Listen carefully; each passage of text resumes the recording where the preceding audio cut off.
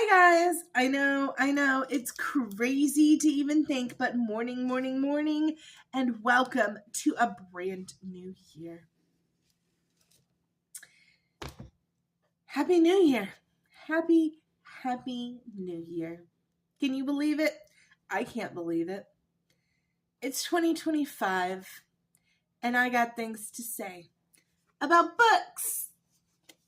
I finished my 2024 reading journal. And we're going to talk about it. We're going to dive in just a little bit. So I started this book January 1st.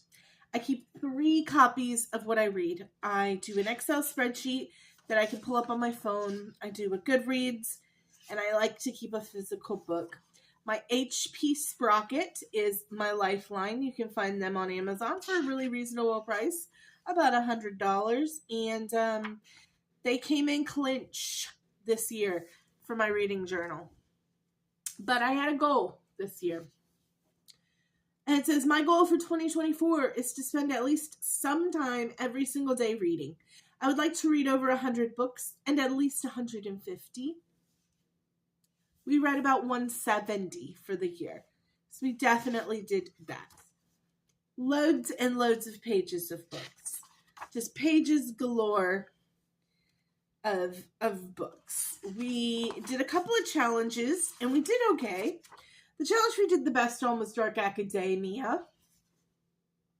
A Study in Drowning, Babel, Plain Bad Heroines, Us in Ruins. We read a few Dark Academia books and I'm thrilled with that. We also read a few mythology books. Atalanta, Piranesi, A Fate Inked in Blood. That's acceptable. I had wanted to read a few classics and did not read a single solitary traditional classic book this year. That's okay. It's okay. I had a short little TBR that was not like my full TBR, but we read every single one of those books. So that's wonderful. And then we had a list where we just listed everything and gave it a rank. There's like 7 pages of this. It's a lot. Like I said, 170 books worth. And then for the coup de grace, everything that got a 5-star plus got a write-up from me with a sticker. This is where my HP Sprocket came in handy this year. Let's go through some of them. Ruthless Vows was my first book of the year and my first 5-star plus of the year. Phenomenal. Such a good duology. A Study in Drowning, 5-star plus. Almost was my favorite of the year, but I just read too many heavy hitters this year. The Love Wager by Lynn Painter. I feel like this was like my first Lynn Painter of the, maybe ever, but I know it was my first of the year. And it started me down a course of Lynn Painter books.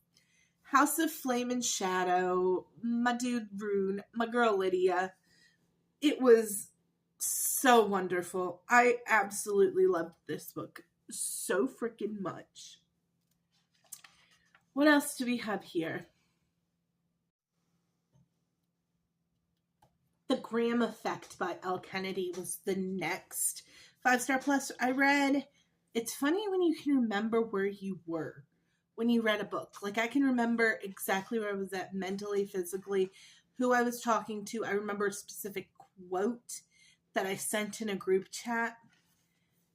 Books do that for me. I don't know if they do that for everybody, but they help me remember things that happened throughout the year. That was my first Elle Kennedy I read, and it definitely sent me down an Elle Kennedy spiral, where I then proceeded to read every single thing I could find by her. Dance of Thieves was Mary E. Pearson, and I absolutely loved that one. Kazi was one of my favorite FMCs of the year. I loved her. Unsteady was a hockey ice skater romance that I thought was incredibly well done. Way better than Icebreaker to me. 5-star plus. Powerless by Lauren Roberts, the OG from this series, was the best. Reckless fell a smidgen short for me. I don't remember if I still gave it 5-star plus. I don't think I did, but we'll find out. The Beloved by J.R. Ward, amazing. I loved Nala's story. I'm so excited for this next generation. Little Wrath and Biddy's story is going to hit so hard. I cannot wait for it. Funny Story by Emily Henry. I gobble up Emily Henry's books. They are phenomenal. Every one of them is 5-star plus for me. Binding 13 by Chloe Walsh. I finally read it this year, and I read the whole series, and it became my personality for a little while this summer. Yeah. Binding 13, Keeping 13.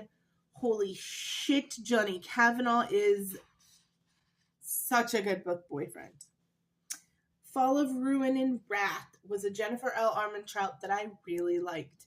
And I don't love all of Jennifer L. Armentrout's books, but I really liked this one. I thought it was a really good book. A Fading Dim Blood. This year's theme was romantasy, if you cannot tell, because there's a lot of it in here. Heavenbreaker by Sarah Wolf was phenomenal. Such a badass FMC. And it was almost my favorite book of the year. Sonali is amazing in this book. And the opening scene, Only and Forever by Chloe Leese.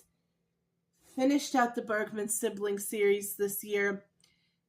This was my favorite. Vigo's story just spoke to me because I think of the bookstore aspects. I loved it.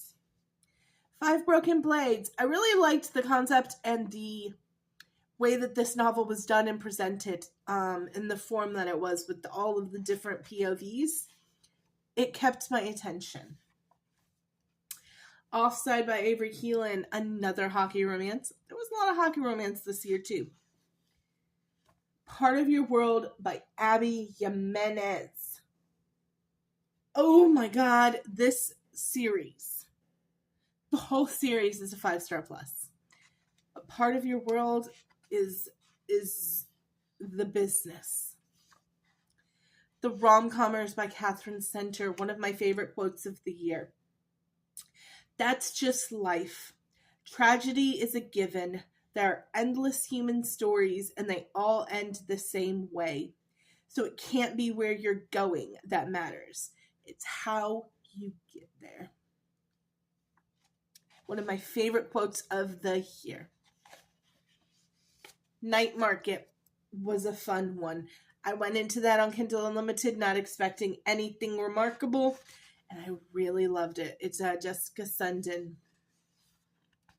And now I've read like all of those in that world, and I got the rest of the Bound by books in because it's in the Bound by Ravens world. And yeah, gonna read probably, they're on my TBR for next year, the rest of the Bound by books. The Do-Over by Lynn Painter, definitely my favorite YA of hers. It's Groundhog Day, essentially. This girl keeps waking up and having the exact same day, meeting the exact same boy, and she's got to figure out why. What the fuck is going on? There's some other entities at play, if you would.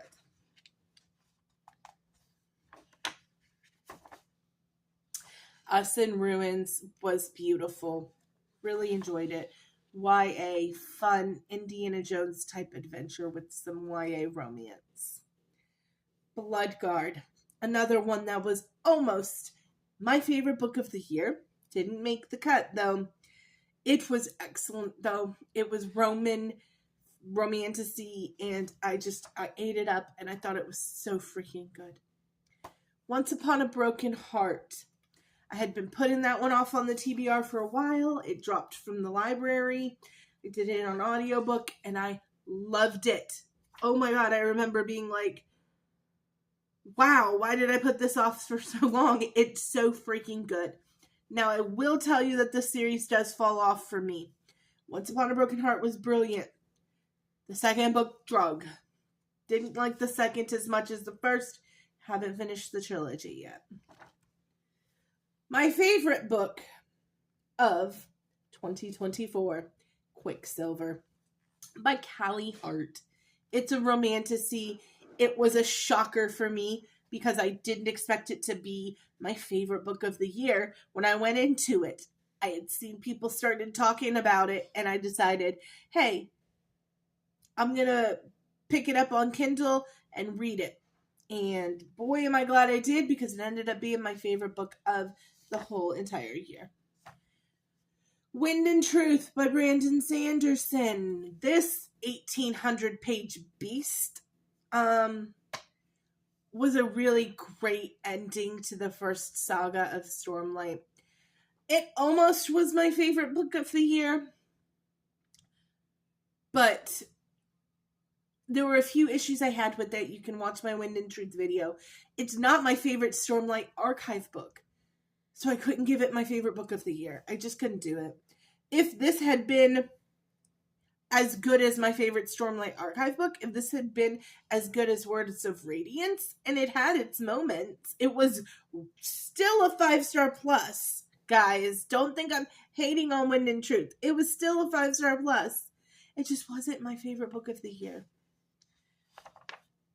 The Prison Healer by Lynette Nani. I don't know why I did red here.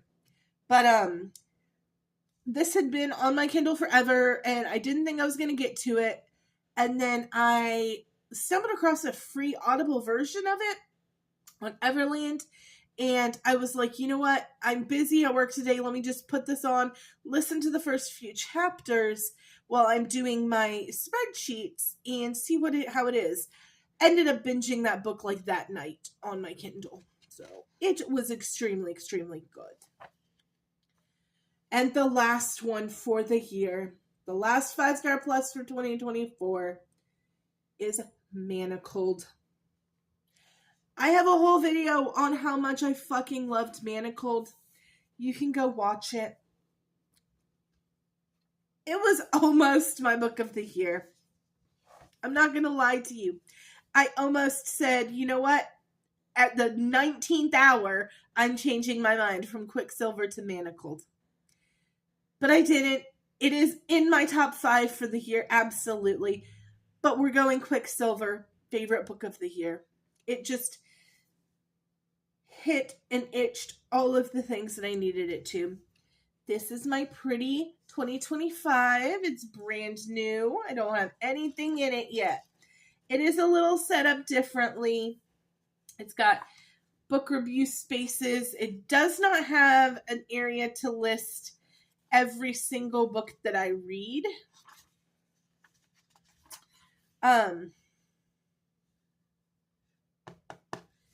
So I don't know if I'm going to then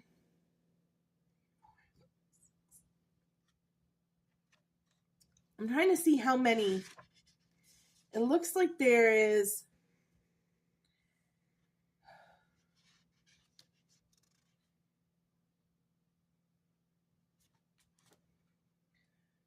room for like 137 reviews. That would not be enough for me to review every single book I read. But we'll see. We'll see how I'm going to do that one. But yeah, that's it. That is my book journal review for the year. I love you guys so, so much. Thanks for coming along with me for 2024. I hope you stay for 2025.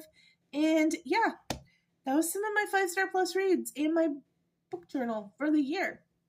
I am going to have a video this week on some of my bookish New Year's resolutions, and I hope you come back for that. Thanks for all the likes, subscribes, shares, all of that. I really appreciate you, and have a great, great new year.